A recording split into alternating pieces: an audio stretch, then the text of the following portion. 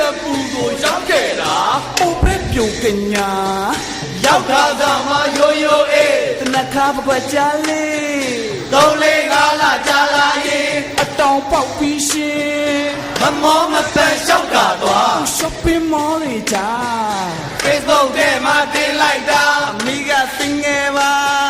ချက်တီထဲမှာမွေလို့နောက်ရှိသာ3 4ယောက်လက်မောင်းကြီးပြီးကားတုတ်တာကျမမသိပါ ချက်ထုတ်ဝစ်လို့တာကောင်းရင်းတုံနဲ့မှာဟိုဖွဲဒီဖွဲကြုံလာရင်အိုနန်းလို့ရမ်းလိုက်ချင်းဒီသဘူးမှနာမည်လို့မိမိအလားသောအပေါ်သားလည်းမဝစ်ချင်းခရတ်တွေပဲစင်ကြာလာတော့လေဒုက္ခပွားဝေကုန်ကြီးကြများကိုတရေသာစပူသာလိုအပ်နေပြီကွာအထာဘေးကခေါင်းရိပ်ခေါင်းပေါ်စီကြီးတရား ကောက်ပါအောင်လိုက်သွားပြီအမီအောင်ဆုံးတွေစီ Lady Style မှာပြောလို့ပါဘူးလေမမြင်အား နောက်ဆုံးကလေးတော့ကြားလိုက်တယ်ဘာဖြစ်သွားလဲကွယ်နောက်ဆုံးကလေးတော့ကြားလိုက်တယ်ဘာဖြစ်သွားလဲကွယ်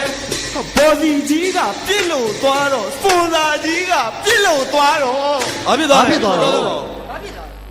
ဟေးလာကွယ်မောင်ယိုဟေးလာကွယ်မောင်ယို once more ရဲ့တော်ညယောဟေးလာကွယ်မောင်ယိုဟေးလာကွယ်မောင်ယို once more ရဲ့တော်ညယောအိုမဒီကညာများဤစီကလိထားမာယာများနေဟန်အုံစွန်သာကြမှာဗျာများပြန်